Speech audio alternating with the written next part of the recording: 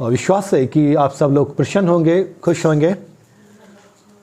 और हम सब के लिए प्रार्थना करते हैं, वे लोग जो इस वीडियो को देख रहे हैं, कलीसिया के लोग और जो वचन को सुनने समस्त लोगों के लिए हम निरंतर प्रार्थना करते हैं। हालेलुया।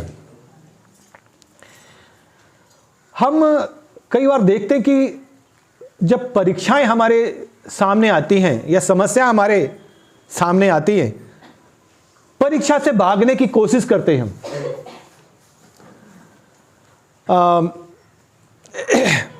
मेरे जब एग्ज़ाम का टाइम आता था मेरे पढ़ाई के समय में, तो पता क्या था, जब परीक्षा का टाइम आता था हाई स्कूल में 8th में जब हम थे, तो हम कई बार पीरियड गोल कर देते थे।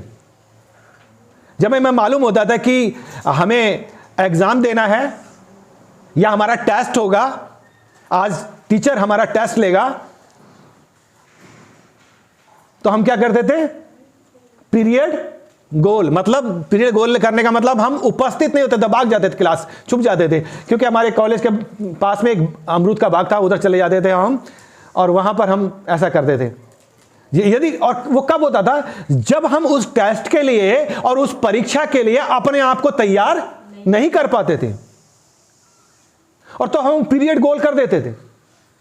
परीक्षा में उसमें नहीं बैठ पाते थे, परीक्षा में या हमारा टेस्ट हो रहा है, अक्सर ऐसा करते हैं ना बच्चे। एग्जाम का टाइम आ रहा है, हम क्लास में नहीं बैठ रहे, हम एग्जाम नहीं दे रहे, हम परीक्षा नहीं दे रहे, हम भाग रहे हैं। तो हम परीक्षा नहीं दे रहे हैं या हम एग्जाम नहीं दे रहे हैं, इसका मतलब यह है क्योंकि हमने परीक्षा के लिए या हमने एग्जाम के लिए या हमने टेस्ट के लिए कोई तैयारी नहीं की है। लेकिन यदि मैंने तैयारी की है, यदि मैंने परीक्षा के लिए अपने आप को तैयार कर रखा है, यदि मैंने टेस्ट के लिए अपने आप को तैयार कर रखा है, तो मैं कभी भी परीक्षा से या टेस्ट से नहीं भागूंगा, मैं कोई पीरियड गोल नहीं करूंगा। कारण क्या है कि मैंने अपने आप को तैयार नहीं किया। और ऐसा ही होता है कि हमारे आत्मिक जीवन में जब परीक्षाएं आती हैं, समस्या हमारे जीवन में आती हैं, तो हम भागना शुरू कर देते हैं। देखिए, परमेश्वर कई बार हमारे जीवन में कुछ परेशानियों को आने देता है, क्योंकि कई बार परमेश्वर हमें कुछ सिखाना चाहता है उन परीक्षा के दौरान। और कई बार शैतान के माध्यम से हमारी परीक्षा होती है, और शैतान उस क्षेत्र में हमारी परीक्षा करता है जहां पर हम कमजोर होते हैं।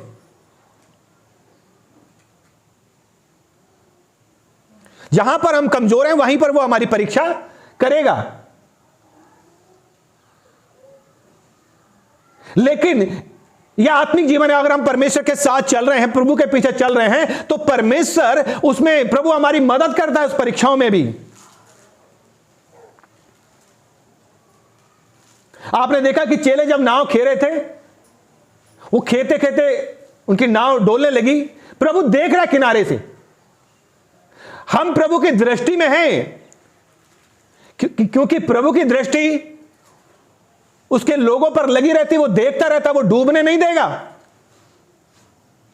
हालेलुया। देखिए, हम पढ़ेंगे यीशु मसीह की परीक्षा। प्रभु यीशु मसीह ने भी परीक्षा दिया ना, यीशु की भी परीक्षा हुई कि नहीं हुई? देखिए, हम पढ़ेंगे लूका रसमाचार उसका 4था अध्याय और 1 से लेकर 13 पद तक। फिर यीशु पवित्र आत्मा से भरा हुआ यरदन से लौटा और 40 दिन तक आत्मा के सिखाने से जंगल में फिरता रहा। ठीक है, 40 दिन तक आत्मा उसको कहां ले गया? जंगल में। और शैतान उसकी परीक्षा करता रहा, और उस दिनों में उसने कुछ न खाया, और जब वे दिन पूरे हो गए तो उसे भूख लगी। ठीक है, उस दिन 40 दिन 40 रात उसने कुछ नहीं खाया, और वचन कहता है कि जब वो निराहार रहा, जब उसने कुछ नहीं खाया और जब उसे भूख लगी, जब यीशु मसीह को भूख लगी, और तब क्या हुआ? तब शैतान ने उससे कहा, यदि तू परमेश्वर का पुत्र है तो इस पत्थर से कहे कि रोटी बन जाए। ठीक है, उसने कहा इस पत्थर से कहे कि रोटी बन जाए। जब प्रभु यीशु मसीह को क्या लगी? भूख लगी। देखिए, परमेश्वर का वचन कह रहा है कि उस समय आत्मा यीशु को जंगल में ले गया ताकि इब्लीस से उसकी परीक्षा हो, और वह 40 दिन 40 रात निराहार रहा। अंत में उसे भूख लगी। तब परखने वाले ने पास आकर कहा, जब आप कमजोर होते हैं, जब वो जानता है कि कहां पर हम कमजोर पड़ सकते हैं।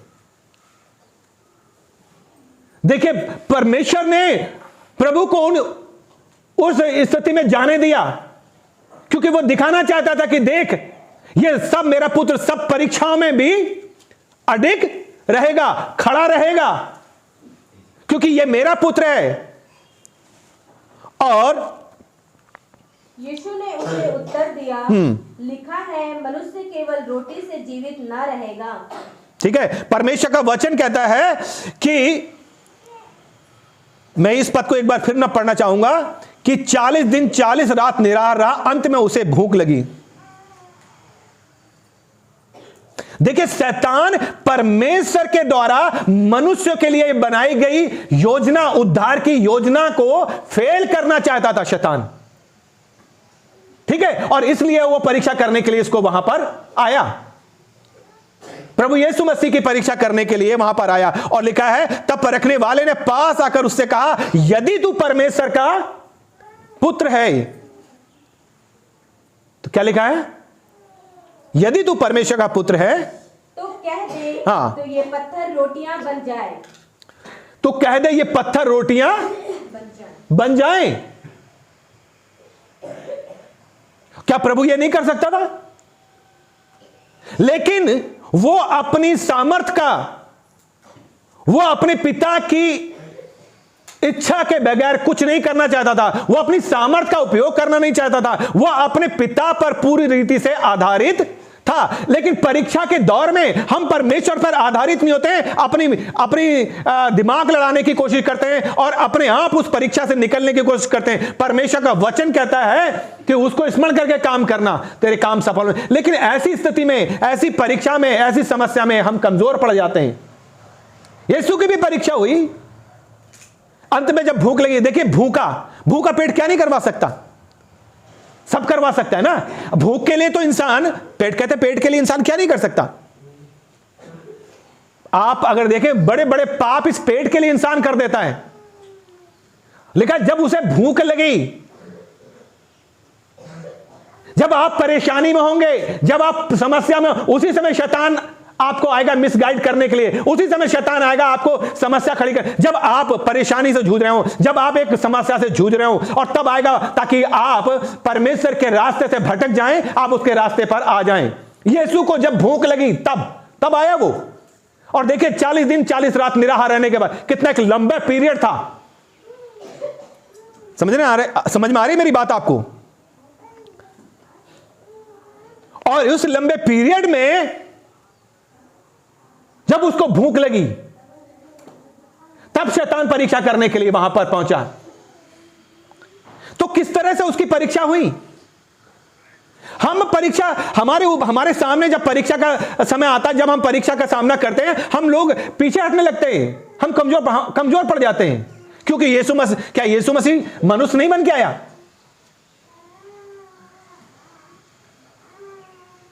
और स्वर्गीय महिमा को त्याग कर मनुष्य बन के संसार में वो इसलिए आया ताकि हम थक कर हिम्मत ना हार जाएं। यीशु की परीक्षा हुई, उसके साथ क्या नहीं हुआ? देखिए, परमेश्वर का वचन कहता है, मत्ती इसका चौथा अध्याय का 3 और 4 पद एक बार पढ़ देना। तब परखने वाले ने पास आकर उससे कहा, यदि तू परमेश्वर का पुत्र है तो कह दे कि ये पत्थर रोटियां बन जाएं। यीशु ने उत्तर दिया, लिखा है, मनुष्य केवल रोटी ही से नहीं परंतु हर एक वचन से जो परमेश्वर के मुख से निकलता है जीवित रहेगा। हालेलुया। हालेलुया। देखिए ये पहली बात है। यीशु की परीक्षा में मुख्य बातें 3 थी जो परीक्षा में उसके साथ हुई। और पहली बात यह है, पहली परीक्षा है, और पहली परीक्षा क्या थी? शरीर की अभिलाषा, जिसे कहते हैं भौतिक चीजें। शरीर की अभिलाषा, उसको भूख लगी, है ना? ये सब चीजें आती हैं शारीरिक अभिलाषा के अंदर में, खाने पीने की चीजें, शरीर की अभिलाषा, जो शरीर मांग रहा है। लेकिन यीशु ने उसका उत्तर कैसे दिया? क्या कहा यीशु ने?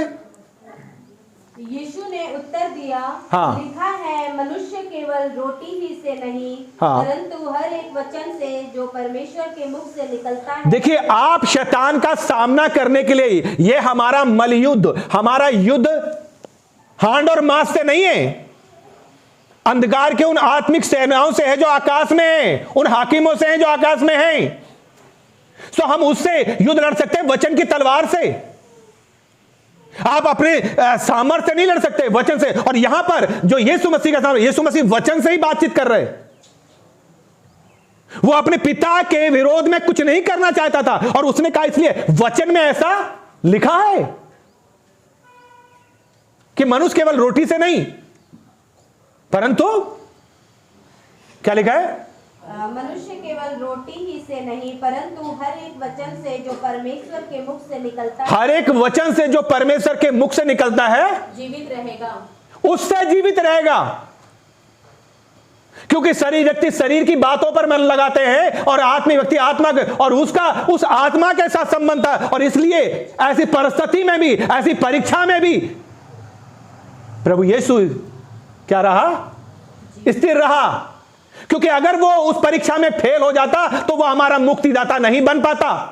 हमारा जो उद्धार का योजना थी, जो परमेश्वर ने हमारे लिए बनाई थी, वो उद्धार की योजना फेल हो जाती। हालेलुया। और दूसरी बात क्या है? 5 और 7 पद।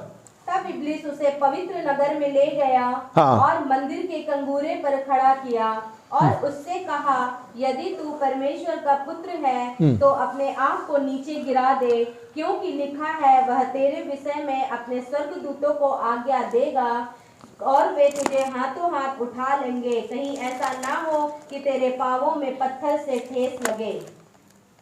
यीशु ने उनसे कहा, यह भी लिखा है, तू प्रभु अपने परमेश्वर की परीक्षा ना कर। हालेलुया।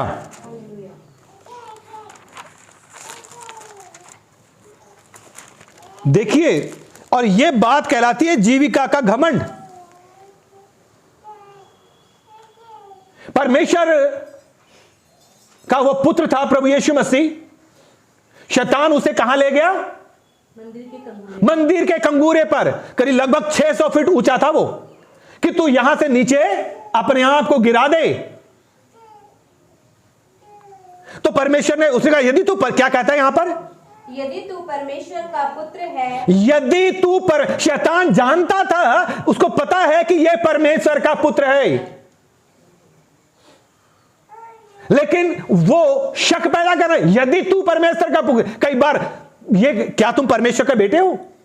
क्या उसकी बेटियां हो? शैतान को मालूम है कि वो परमेश्वर का पुत्र है। यदि तू परमेश्वर का पुत्र है, हालेलुया। और यदि तू परमेश्वर का पुत्र है, फिर पुत्र है तो हाँ। अपने आप को नीचे गिरा दे। हाँ। क्योंकि लिखा है, वह तेरे विषय में अपने स्वर्गदूतों को, क्योंकि लिखा है वो तेरे विषय में अपने स्वर्गदूतों को आज्ञा देगा और वे तुझे हाथों हाथ उठा लेंगे। देखिए, ये बात वो बता रहा है। तो यीशु मसीह को चाहिए था, वो कहता कि ठीक है, हाँ जी, मैं तो परमेश्वर का पुत्र हूं और मैं अपने आप को कूद जाऊंगा। परमेश्वर का पुत्र था, क्या करना चाहिए? उसे कूद जाना चाहिए था। मैं परमेश्वर का पुत्र हूं, ले मैं दिखा रहा हूं, तुमने बात कैसे कही और मैं कूद के तुझे दिखाता हूं। नहीं, परमेश्वर प्रभु ने क्या जवाब दिया? उसने यीशु ने उससे कहा, हाँ। यह भी लिखा है, हाँ। तू प्रभु अपने परमेश्वर की परीक्षा ना कर। देखिए, ये बात, पूरी बात जो थी, वो शैतान ने पूरे अध्याय को, इस पूरे पद को नहीं पढ़ा। इसमें लिखा है, भजन संहिता 91 11 12 पद पढ़िए जरा जल्दी से।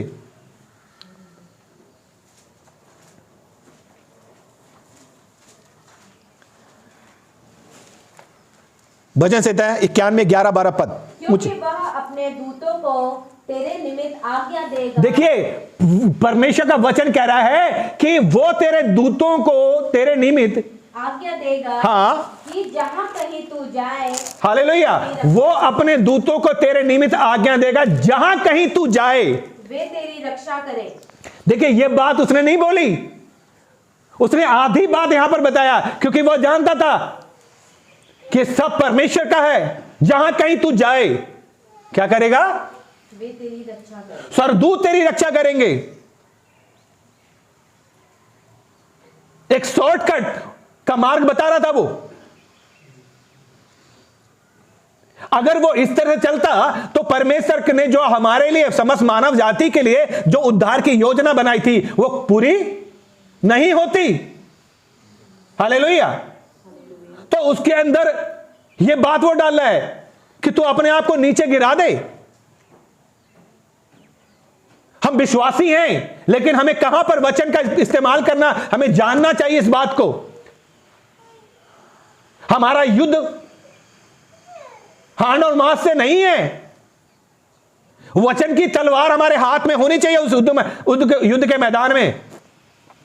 हालेलुया। देखिए, युद्ध में जीतेगा वही, ये युद्ध जानता है। अगर युद्ध पता नहीं होगा तो कैसे जीतेगा वो?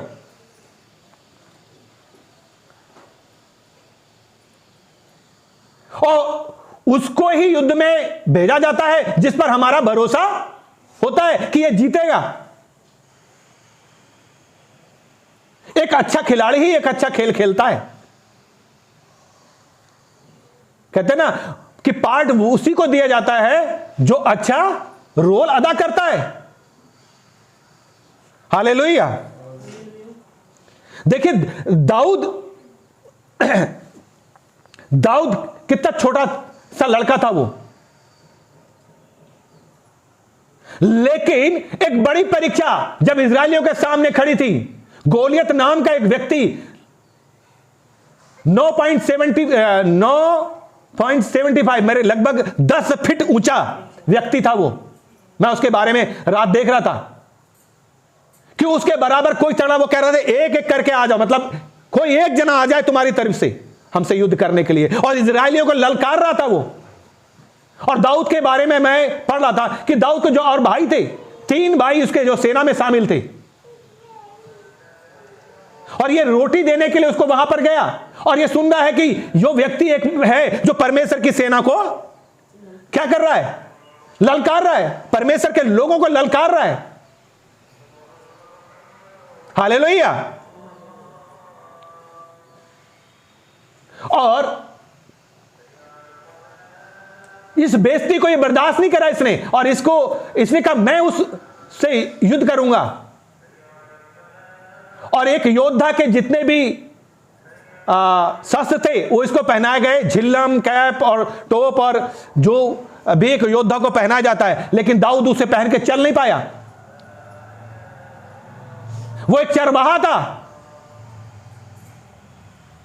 ये परमेश्वर का देखना था। और परमेश्वर ने उतने उसके और भाइयों को नहीं चुना जिनको ये सब चीजों का कला था, लेकिन जब परमेश्वर की दृष्टि में हम अपने आप को डालते हैं, और जब परमेश्वर के हाथों में अपने आप को सौंपते हैं, परीक्षा चाहे कितनी बड़ी हो, इस्राएलियों के सामने एक बड़ी परीक्षा थी कि कौन इस गोलियत को हराएगा, कैसे हम इससे बचेंगे। और उस समय परमेश्वर ने दाऊद नाम एक व्यक्ति को चुना, एक बच्चे को चुना, जिसने एक महान विशाल आदमी, विशाल योद्धा, जो उनका फेमस योद्धा था, सिर्फ एक पत्थर से 5 छोटे पत्थर नाली से उठाकर, हम गाते हैं, एक पत्थर से मारा। देखिए, एक पत्थर ही काफी है। यदि आप परीक्षा में खड़े रहते, यदि आप परीक्षा में हिम्मत नहीं हारते, यदि आप उस परीक्षा का सामना करने के लिए यीशु के नाम से खड़े रहते, तो एक ही पत्थर काफी है। आमीन।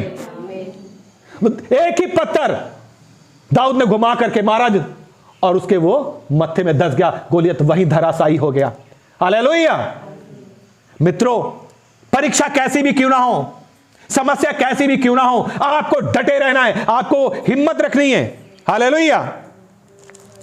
देखिए परमेश्वर का वचन कहता है,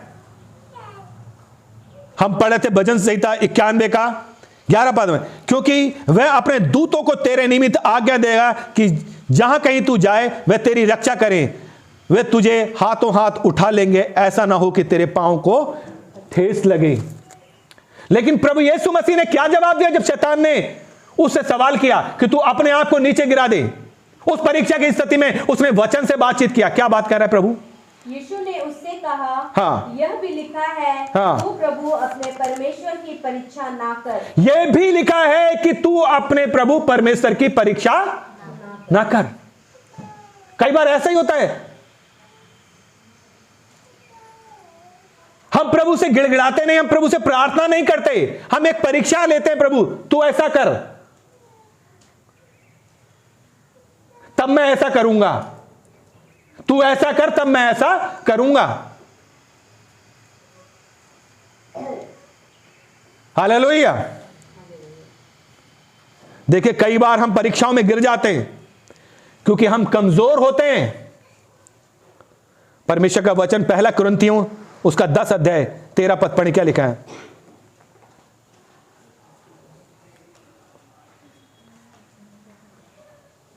तुम किसी ऐसी परीक्षा में नहीं पड़े, तुम किसी ऐसी परीक्षा में नहीं पड़े जो मनुष्य के सहने से बाहर। देखो, जब परेशानी समस्या हमारे सामने आती है, कोई भी समस्या, कोई भी परेशानी, कोई भी परीक्षा, जब हम आत्मीय रीति से प्रभु के पीछे चलते हैं, वचन में चलते हैं, प्रार्थना में चलते हैं, कोई परीक्षा, कोई समस्या जब हमारे जीवन में आती है, तो वचन क्या कह रहा है कि तुम किसी ऐसी परीक्षा में नहीं पड़े, हाँ, जो मनुष्य के सहने से बाहर है। मनुष्य के सहने से, हमारे सहने से बाहर परीक्षा में वो हमें पढ़ने नहीं देता। यदि आप उस पर स्थिर हैं, यदि आप उस पर विश्वास योग्य हैं, यदि आप उस पर आश्रय रखते हैं, विश्वास रखते हैं और उस पर बने हुए, आमीन, तो वो ऐसी परीक्षा में तुम्हें नहीं डालेगा। हाँ, परमेश्वर सच्चा है, परमेश्वर सच्चा है और वह तुम्हें सामर्थ से बाहर परीक्षा में ना पड़ने देगा। सामर्थ से बाहर,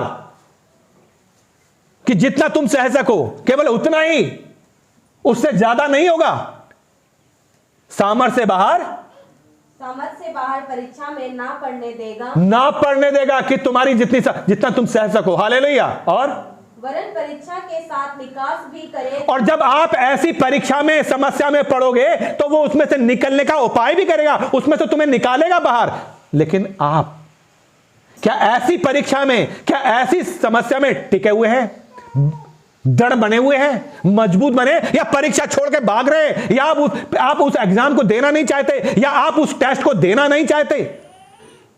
देखिए, जब आप परीक्षा से भागोगे, इसका मतलब है कि आपने अपने आप को तैयार नहीं किया है। इसका मतलब यह है कि आप परमेश्वर के पीछे नहीं चल रहे हैं। देखो, फिर मैं वही कहूंगा कि नकली टीसी, नकली मार्कशीट बना करके कभी भी आप नौकरी पालोगे, कभी भी वो पकड़ी जाएगी और आपका जॉब आपसे। लेकिन जब आपने असली टीसी, आरसी मार्कशीट आपके पास है, तो कोई भी आप पर उंगली नहीं उठा सकता। आप कहोगे मेरे पास असली डॉक्यूमेंट्स हैं, मैंने प्रैक्टिकल भी दिया है और मैंने एग्जाम भी दिया है, मैं पास हुआ हूं। आज भी हम अपनी बेटी से, एक बार मेरी बेटी जो थी उसको कम नंबर दिए गए, अब मेरी पत्नी, मैं बहुत नाराज हो गए, अच्छा नहीं लगा, क्योंकि मेरी बेटी जो थी वो बहुत अच्छे, हमें उस पर घमंड था कि वो इतने कम नंबर नहीं ला सकती।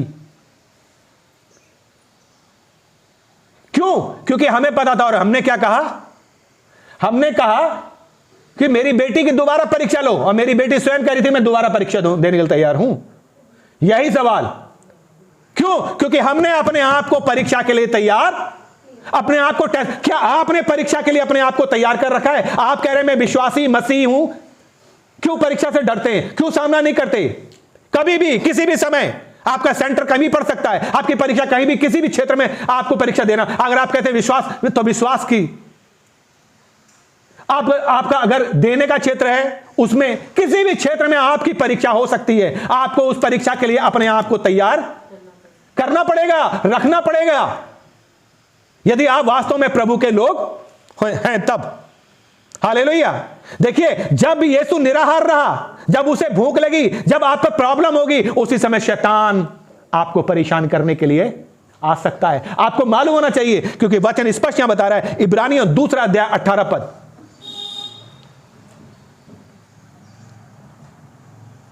2 अध्याय 18 पद, जल्दी से पढ़ें।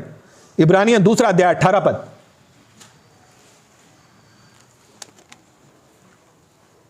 क्योंकि जब उसने परीक्षा की दशा में दुख उठाया, हाँ, तो वह उनकी भी सहायता कर सकता है जिनकी परीक्षा हो। ठीक है। हालेलुया। जब यीशु ने परीक्षा की दशा में दुख उठाया, तो तुम्हारी, हमारी, जिसकी परीक्षा हो रही है, आमीन, वचन क्या कह रहा है? तो क्योंकि जब उसने परीक्षा की दशा में दुख जब उसने, अर्थात यीशु ने जब जब परीक्षा हो, और यही नहीं हो गया कि शैतान उसके पास से चला गया, यह था कि वो आगे भी उसकी परीक्षा करेगा। आमीन।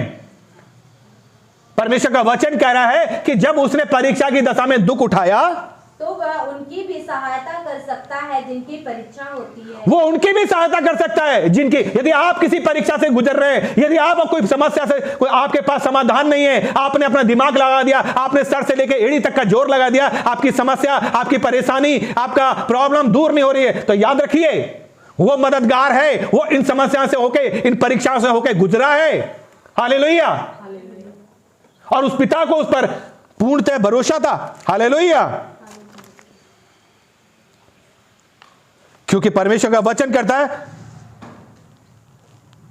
क्योंकि परीक्षा लेने का जो शैतान की योजना थी, यीशु मसीह की परीक्षा लेना, वो यीशु मसीह से पाप करवाना चाहता था, ताकि ये पाप करे और हमारा उद्धार का कार्य अधूरा रह जाए। हालेलुया।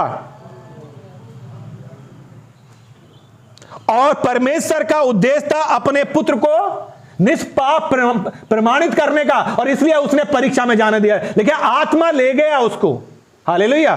वचन कहता है, अगर हम पढ़ें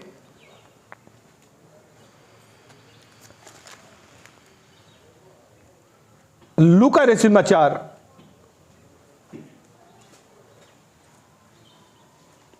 4 अध्याय 1 और 2 पद। फिर यीशु पवित्र आत्मा से भरा हुआ यरदन से लौटा और 40 दिन तक आत्मा के सिखाने से जंगल में फिरता रहा। आत्मा के सिखाने से, आत्मा लेकर गया था जंगल में। हालेलुया। क्योंकि पिता उसको प्रमाणित करना चाहता कि मेरा पुत्र क्या है? निष्पाप है। हालेलुया। और शैतान उसकी परीक्षा करता रहा।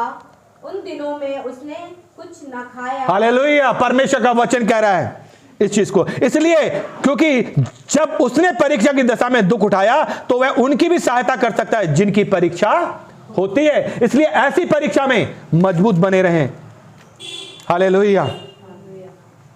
देखिए, इजराइलियों को परमेश्वर मिस्र की गुलामी से लेकर के निकाल के लेकर के आया।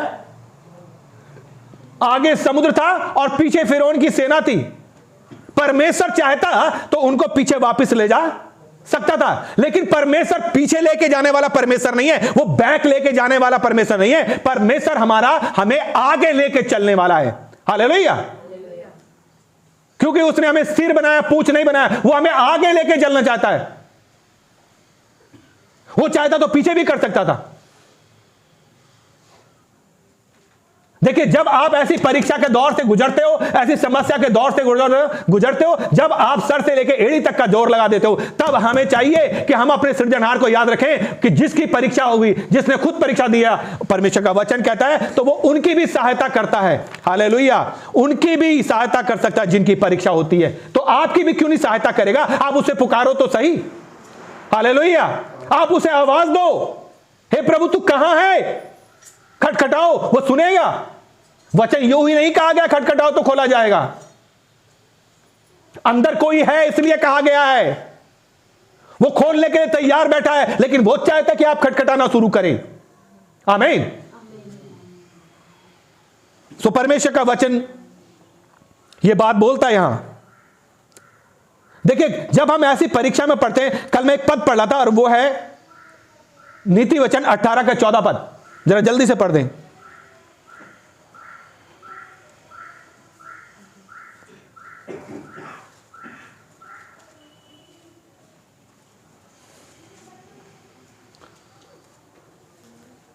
जल्दी से पढ़िए, नीति वचन 18। मनुष्य हाँ अपनी आत्मा से संभलता है, हाँ, परंतु जब आत्मा हार जाती है तब उसे कौन सह सकता है। हालेलुया। परमेश्वर का वचन कह रहा है, रोग में मनुष्य अपनी आत्मा से संभलता है, और जब आत्मा हार जाती है तो कौन इसे सह सकता है। कौन इसे सह सकता है? ठीक है, कई बार क्या होता है कि हमारी आत्मा, हम धीरे धीरे कमजोर पड़ जाते हैं। देखो, आप युद्ध लड़ सकते हो, लेकिन आप अपनी आत्मा को कमजोर मत होने दो। आत्मा जब कमजोर हो जाती है तो शरीर कमजोर पड़ जाता है। अगर आपका आत्मा मजबूत है तो आपका शरीर मजबूत होगा। अपनी आत्मा को कमजोर मत होने दो, परीक्षा की घड़ी हो, समस्या की घड़ी हो, क्योंकि परमेश्वर का वचन कहता है, रोग में मनुष्य अपनी आत्मा से संभलता है। रोग होगा, परेशानी होगी, वो अपनी आत्मा से, हमें ढाढ़स होगा कि नहीं नहीं मैं ठीक हो जाऊंगा, नहीं मैं प्रार्थना करूंगा, मैं कुछ दवाई लूंगा, मैं ठीक हो जाऊंगा। रोग में मनुष्य, क्या परमेश्वर का वचन कहता है कि रोग में मनुष्य अपनी आत्मा से संभलता है, परंतु जब आत्मा हार जाती है तब इसे कौन सह सकता है। इसलिए अपनी आत्मा को हारने मत दो, वरन डटे रहो। Hallelujah, hallelujah. देखिए, कई बार हम कुछ ऐसी चीजों से या ऐसे लोगों से प्रेम करते हैं और जब हमें वो प्राप्त नहीं होता है, हम कमजोर पड़ जाते हैं। हमें वो बातें नहीं मिलती हैं तो हम कमजोर पड़ जाते हैं, या जिसके लिए हम प्रार्थना कर रहे हैं वो हमें नहीं मिलता, हमारे अनुरूप नहीं होता, हम कमजोर पड़ जाते हैं। जितना प्रेम हम उस वस्तु से या उस व्यक्ति से या जिससे भी आप कर रहे हैं, उतना प्रेम यदि हम यीशु से करेंगे तो जो समस्याएं, परेशानियां हैं वो अपने आप सॉल्व हो जाएंगी। आमीन। जितना प्यार आप किसी व्यक्ति से कर रहे हैं, और मान लीजिए जाए आप प्रार्थना कर रहे हैं, आपकी समस्या है पति के साथ, पत्नी के साथ आप नहीं बन पा रही है, और आप उसके लिए पागल हैं, आपने प्रार्थना करना बंद कर दिया, आपने क्या नाम है, वचन पढ़ना बंद कर दिया। इतना प्यार, कितना प्यार है। आपने किसी चीज को, प्लाट को मांगा, किसी घर को मांगा, या किसी लड़की को पसंद किया, उसके लिए आप प्रार्थना कर रहे हैं, या आपने किसी लड़के को पसंद किया उसके, और जब वो नहीं मिला और आपको पता लगता है कि मेरे हाथ से ये प्लाट चला गया, ये मकान चला गया, ये लड़के की कहीं शादी हुई, लड़की की, आप टूट पड़ रहे हैं। क्यों? इतना प्यार क्यों? हालेलुया। यदि इतना प्यार आपने प्रभु से किया होता तो जो समस्या आपके जीवन में आ रही थी वो कभी नहीं। आमीन। क्योंकि फिर यीशु उस पर समस्या को सॉल्व करता, प्रभु आगे आगे चलता। आपने प्रभु को पीछे कर दिया, आपने समस्या को बड़ा कर दिया, यीशु को, परमेश्वर को आपने छोटा कर दिया। हालेलुया। देखिए, यदि हम परमेश्वर को खुश करेंगे तो समस्या अपने आप ठीक हो जाएंगी। आप परमेश्वर को खुश करो, लोगों को खुश करेंगे नहीं, मनुष्य कभी खुश नहीं हो सकता। लेकिन यदि परमेश्वर खुश होगा तो सब चीजें अपने आप सामान्य हो जाएंगी।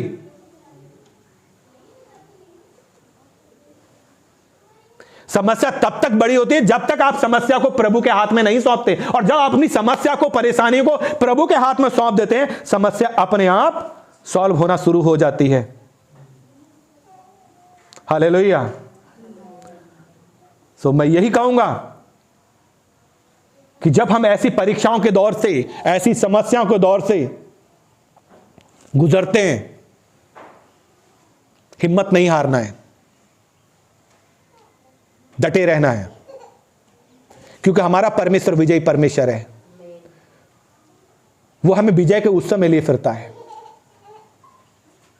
देखिए, उस दौर में जब आगे समुद्र था, पीछे फिरौन था, प्रभु पीछे ले जाता। वचन कहता है कि जो व्यक्ति हल्की मुठिया पे हाथ रखता वो पीछे मुड़ के नहीं देखता, आगे देखता है।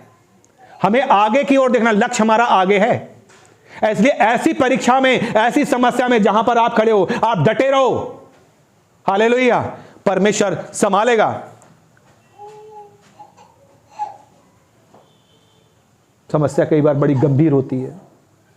हो सकता है लोग आपको सहानुभूति दें, लेकिन प्रैक्टिकल आप कर रहे हैं, आप झेल रहे हैं। आप कहेंगे ये परेशानी आपको क्या पता, मैं झेल रहा हूं, मुझे पता है। लेकिन आपको मालूम है, शायद मुझे नहीं पता, शायद आपके मित्र को नहीं, लेकिन एक को आपका सब कुछ पता है, जिसने आपको रचा है, जिसने आपको बनाया है, वो जानता है, और इसलिए उसके हाथों में आप सौंपोगे तो वो जरूर मदद करेगा।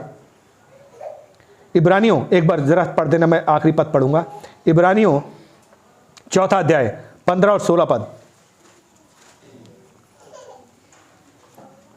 क्योंकि हमारा ऐसा महायाजक नहीं जो हमारे निर्बलताओं में हमारे साथ दुखी ना हो सके। हमारे पास ऐसा महायाजक नहीं जो निर्बलता, कमजोरियां हमारे साथ, वो दुखी होता है जब हम पर परेशानी, तो वो भी दुखी होता है हमारे दुख में। हालेलुया। और वरन वह सब बातों में हमारे समान परखा तो गया। देखो, हमारे समान वो भी परीक्षा के सामना करा, जैसे आज हम कर रहे हैं ना। आप पे कोई अनोखी घटना नहीं घट रही है, हमारे प्रभु यीशु मसीह के साथ भी बहुत कुछ हुआ। हमारा महायाजक, वरन वह सब बातों में हमारे समान परखा तो गया। तो सब बातों में हमारे समान परखा गया, जैसे हमारी परख होती है, यीशु की भी परख हुई। परख का जो वर्ड यहां पे जांच है ना, उसको हमारे जैसा जांचा गया, उसको भी परीक्षा का सामना करना पड़ा। अभी हम पढ़ रहे थे कि कैसे शैतान उसके परीक्षा कर रहा था।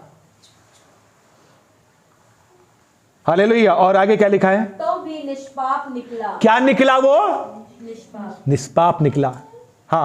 इसलिए आओ हम अनुग्रह के सिंहासन के निकट हियाव बांधकर चले कि हम पर दया हो और वह अनुग्रह पाए जो आवश्यकता के समय हमारी सहायता करे। हालेलुया। और वो अनुग्रह पाए जो आवश्यकता के समान हमारी सहायता करे। देखिए, उसकी परीक्षा हुई, लेकिन वो निष्पाप निकला।